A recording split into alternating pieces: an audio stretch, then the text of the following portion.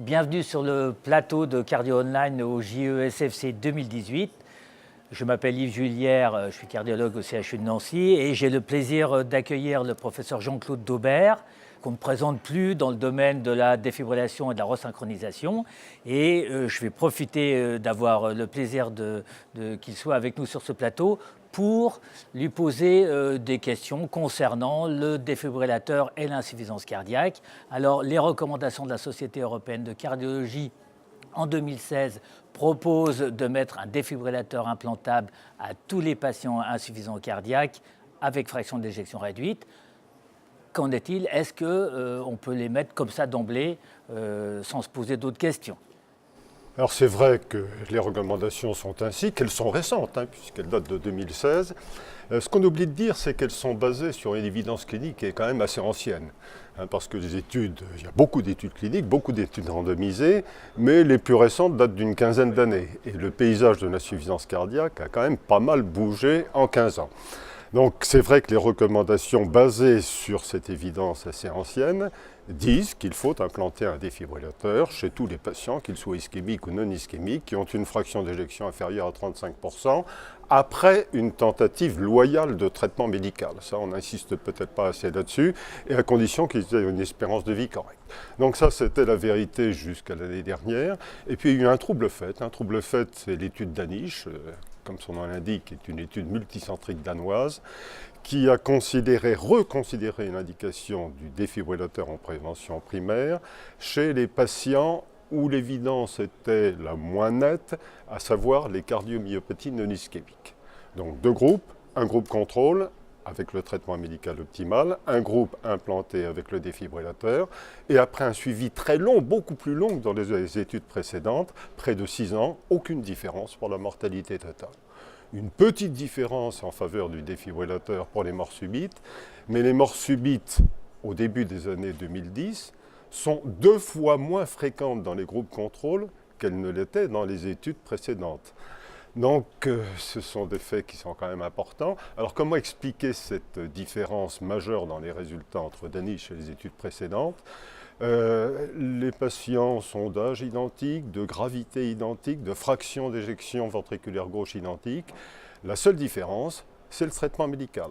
Le traitement médical était optimal dans Danish chez la quasi-totalité des patients, alors qu'il y a 15 ou 20 ans, il n'y avait que la moitié des patients à recevoir des bêta-bloquants. Presque tous recevaient déjà des IEC, mais il n'y avait que la moitié à recevoir des bêta-bloquants et pratiquement pas des antagonistes des minéralocorticoïdes. Donc voilà sans doute la différence la plus importante entre ces deux séries d'études et qui peut expliquer les résultats qu'on observe. Mais alors, si je comprends bien, donc il y a une différence déjà en termes d'étiologie. Est-ce qu'il y a un rôle également de l'âge ou de certaines comorbidités dans cette prise en charge et ces implantations de défibrillateurs?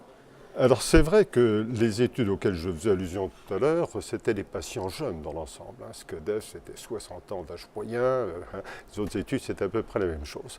Danish, c'est aussi 64 ans d'âge moyen, donc c'est pas très différent.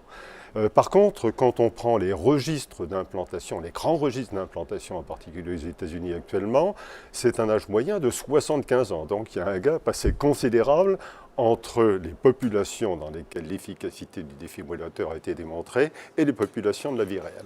Alors est-ce qu'on a raison d'aller dans ce sens-là, d'implanter des défibrillateurs à des patients de plus en plus âgés, avec de plus en plus de comorbidités? C'est pas certain. C'est pas certain parce que Danish, il y a une sous-étude qui vient d'être publiée dans Circulation et qui est tout à fait intéressante, où ils établissent une corrélation entre l'âge traité comme variable continue et non pas par tercile ou décile, comme variable continue et l'efficacité sur la mortalité totale du défibrillateur. Et il y a une corrélation linéaire avec un cut-off qui se produit aux alentours de 70 ans, âge au-delà duquel il n'est plus possible de démontrer une efficacité du défibrillateur. Alors ça ne veut pas dire qu'on ne doit pas implanter de défibrillateur chez les patients de plus de 70 ans, mais ça veut dire qu'il faut être plus vigilant sur les comorbidités, plus vigilant sur l'espérance de vie, plus vigilant aussi sur les complications et le rapport bénéfice-risque chez ces patients un peu plus âgés que chez les plus jeunes. Alors vous, professeur Daubert, qui êtes le pape de la resynchronisation dans l'insuffisance cardiaque dans le monde, qu'est-ce qui qu'en est-il de cette resynchronisation cardiaque dans le cadre de ce défibrillateur? À tout le monde, tout le temps? Est-ce qu'on se pose là encore la question finalement? Oui, il faut se la poser parce que, alors effectivement, les indications de resynchronisation, vous reprenez les guidelines de la Société européenne de cardiologie, indiquent que la resynchronisation peut être envisagée chez des patients qui ont une fraction d'éjection à moins de 35% et des QRS larges avec, si possible, un aspect de bloc de branche gauche. Donc, tous les patients indiqués à la resynchronisation auraient en théorie, par leur fraction d'éjection inférieure à 35%, une indication simultanée de défibrillateur pour essayer de prévenir, de réduire le risque de mort subite. Et c'est pour ça qu'à travers le monde, 85-90% des patients sont implantés avec ce qu'on appelle des CRTD, des défibrillateurs biventriculaires et non pas de simples stimulateurs. Le problème est qu'on n'a aucune preuve de l'efficacité supérieure du défibrillateur par rapport au pacemaker. Parce que ce qu'on oublie, c'est que l'effet principal de la resynchronisation au long cours, c'est une inversion du remodelage ventriculaire.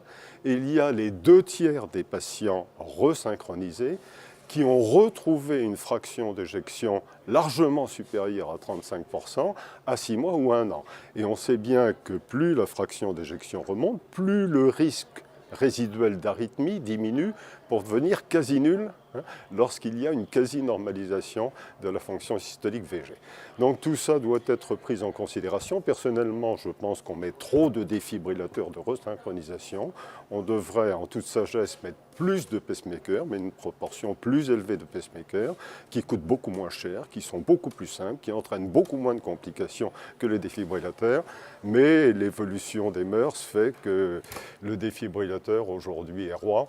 Je ne suis pas sûr que ce soit une bonne attitude. Est-ce que vous pensez qu'il faudrait plutôt mettre d'abord une resynchronisation et attendre un peu avant d'envisager le défibrillateur? Je ne pense pas. Non, je pense qu'il faut choisir l'appareil en fonction des caractéristiques de chaque patient, en fonction de son âge, en fonction de ses comorbidités, en fonction aussi de l'information et du consenti du patient. Parce que je crois que ce sont des choses qu'on peut expliquer aux patients et à l'entourage. Et privilégier le pacemaker chez les patients âgés, plus âgés, qui ont des comorbidités, chez qui l'objectif principal est d'éviter les récidives d'hospitalisation, d'améliorer le confort de vie, et puis de réserver le défibrillateur à des populations plus jeunes avec moins de comorbidités. Jean-Claude Aubert, merci beaucoup.